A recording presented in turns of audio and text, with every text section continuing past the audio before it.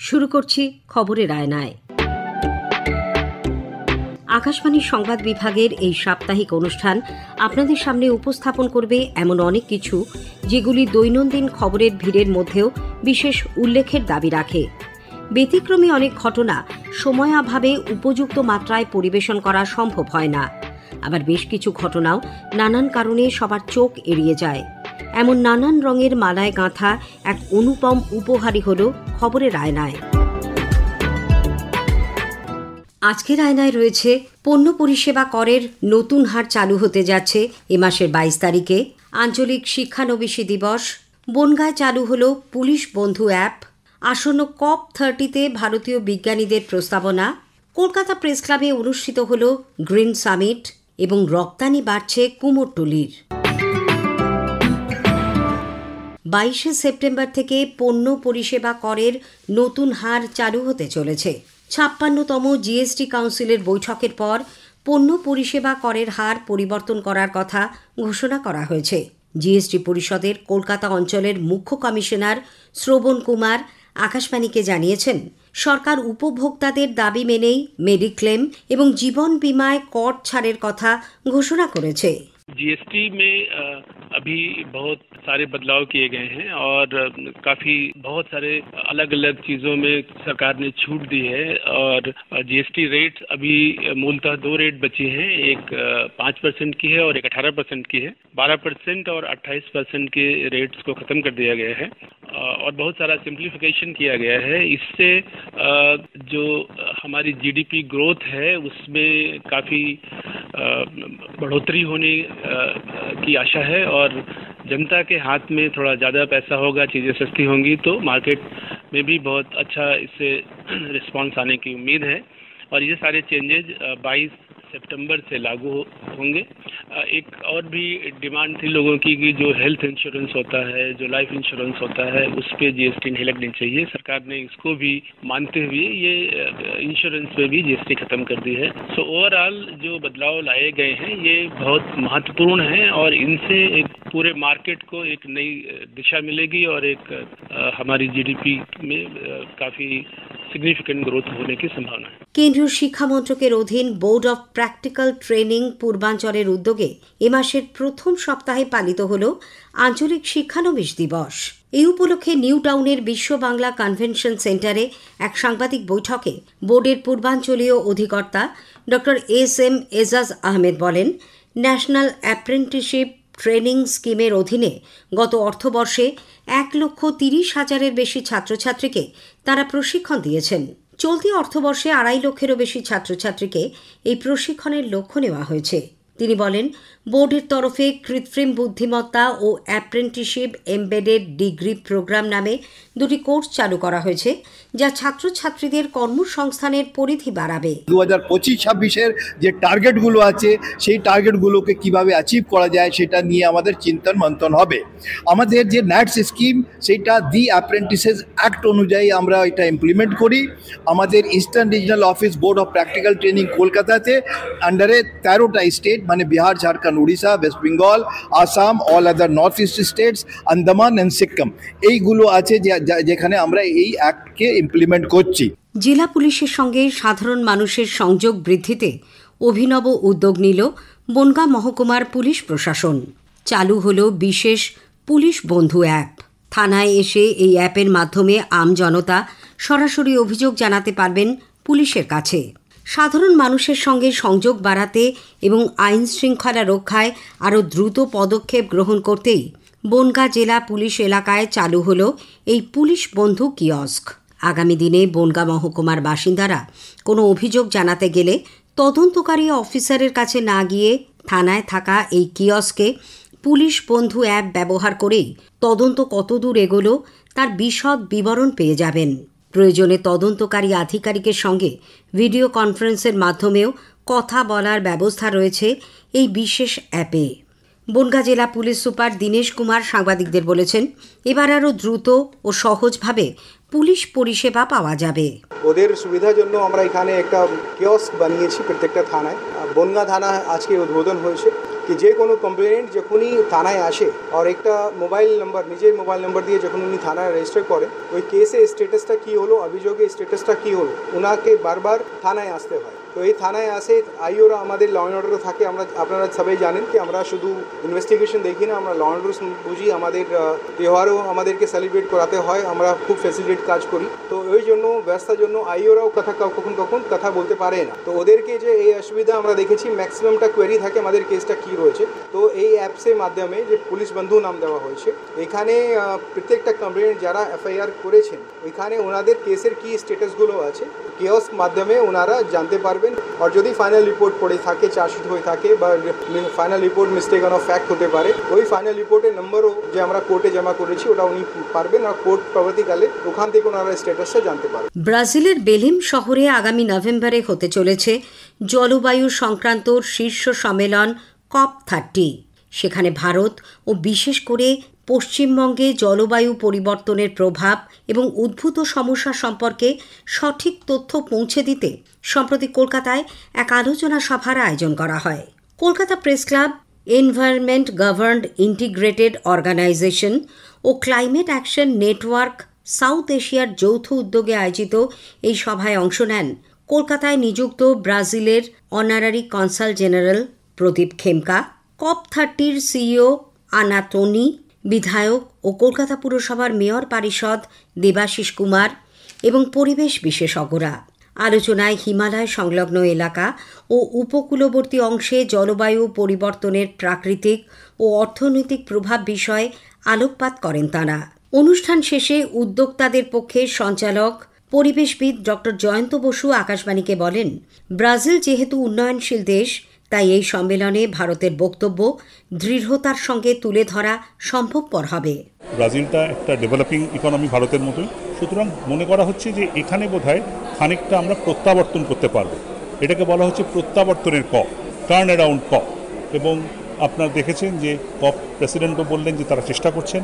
আজকে আমরা এখানে যেটা করলাম সেটা হচ্ছে যে ভারতের এবং বিশেষ করে পশ্চিমবঙ্গের প্রেক্ষিতে কি কি বিষয়গুলো COP-এ আলোচনায় উঠে আসা উচিত তার একটা তালিকা বানানো। সারা ভারতবর্ষের এবং আন্তর্জাতিক এক্সপার্টরা এতে অংশগ্রহণ করেছেন এবং শেষমেশ আমরা কতগুলো সিদ্ধান্ত নিয়েছি, একেবারে পাবলিকলি সিদ্ধান্ত নিয়েছি, যে সিদ্ধান্তগুলোকে আমরা প্রপারলি একটা লিস্ট করে ব্রাজিলিয়ান এম্বাসি থ্রু দিয়ে, কনসুলেটের থ্রু দিয়ে আমরা ইউনিয়নের কাছে পাঠাবো আলোচনার জন্য। আপনি বলতেই পারেন আলোচনা করে কি হবে, কিন্তু আলোচনাটাই হলো প্রথম পদক্ষেপ। আপনি যদি আলোচনা শুরু না করেন তাহলে কোথাও পৌঁছতে পারবেন না।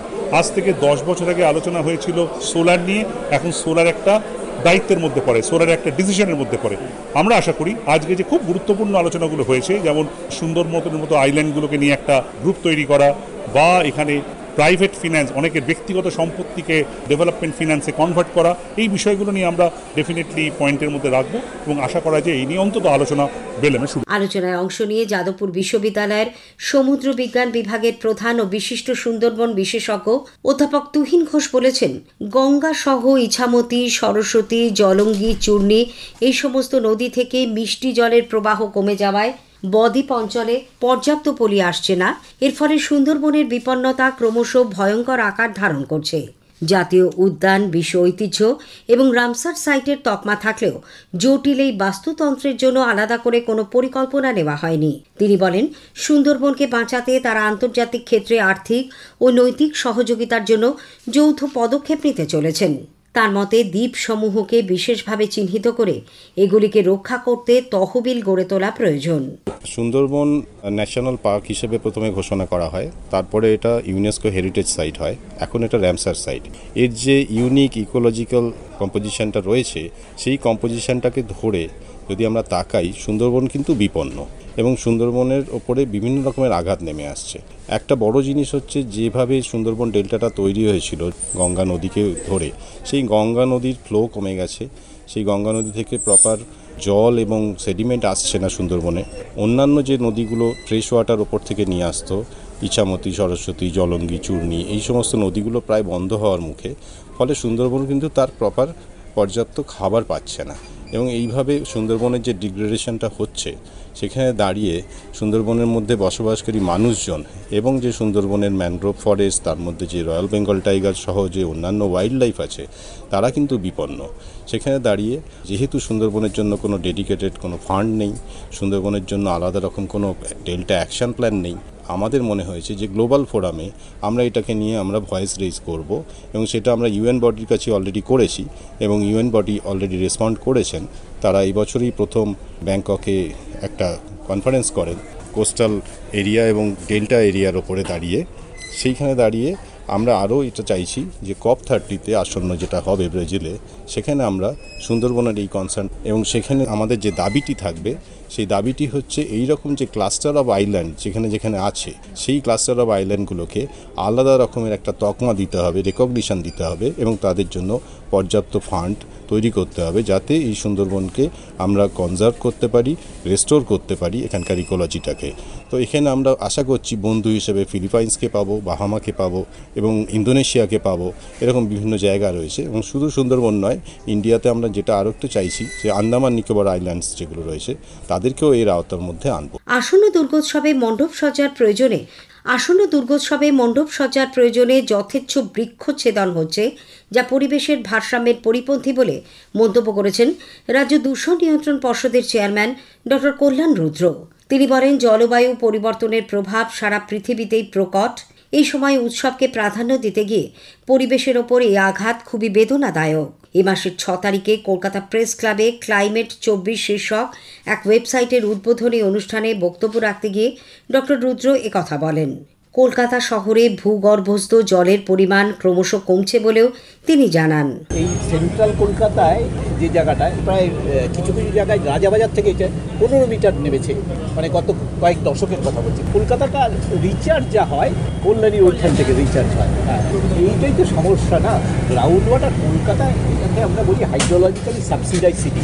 এর ওয়েস্টে একটা নদী আছে, এখনও অনেক জল আছে, এবং কলকাতা শহরটা পুরোটাই সারফেস ওয়াটার ডিপেন্ডেন্ট হওয়া উচিত ছিল, কিন্তু কিছু কিছু জায়গা এখনো হয়। যেমন ধরুন সাউথ সিটি কমপ্লেক্স এখনো গ্রাউন্ড ওয়াটারে চলে। ডক্টর রুদ্র বলেন, একবার ব্যবহারযোগ্য প্লাস্টিক বাজার থেকে সরিয়ে দিতে সচেতনতার পাশাপাশি রাজনৈতিক সদিচ্ছাও জরুরি। দুটো জিনিস ইম্পর্টেন্ট, একটা হচ্ছে আমার আপনার অ্যাওয়ারনেস, আর একটা হচ্ছে পলিটিক্যাল উইল। এই দুটোকে কম্বাইন যেদিন হবে সেদিন হবে। আর প্যাকেজিংয়ে তো প্লাস্টিক ব্যান নয়, এই প্যাকেজিংয়ে ব্যান না হওয়ার জন্য আপনার বিস্কুটের প্যাকেট, আপনার কুরকুরে, আপনার সব কিছু যা কিছু আনেন সবের মধ্যে প্লাস্টিক। বুঝতে পারছি, এই প্লাস্টিকটা ইউরোপ পুরোটা ডিসকার্ড করেনি, ওরা যেটা করেছে খুব ভালোভাবে রিসাইকেল করেছে। ইউরোপ সলিড ওয়েস্ট ম্যানেজমেন্টের এইখানে পৌঁছতে 70 বছর লেগেছে, আর আমাদের দেশে প্রথম সলিড ওয়েস্ট রুল হয় 16 সালে। দুটো জিনিস বললাম না আমি, ওই দুটোকে কম্বাইন না করা পর্যন্ত কিছু হবে না। প্রতিমা শিল্পে কুমোরটুলির খ্যাতি বিশ্বজোড়া। প্রতিবারের মতো এবারেও ইউরোপ, আমেরিকা, অস্ট্রেলিয়া এমনকি আরব দেশগুলিতেও পুজোর সংখ্যা বেড়েছে। তবে বিদেশের পুজোগুলিতে একটি প্রতিমা 3 থেকে 4 বছর পুজো হয়ে থাকে। সাজ ও সংস্কারের কাজে এখান থেকে শিল্পীও নিয়ে যাওয়া হয়। এবার কুমোরটুলি থেকে প্রায় 170টি দুর্গা প্রতিমা বিশ্বের বিভিন্ন প্রান্তে পাড়ি জমিয়েছে। বিস্তারিত আমাদের জানালেন শিল্পী মিন্টু পাল।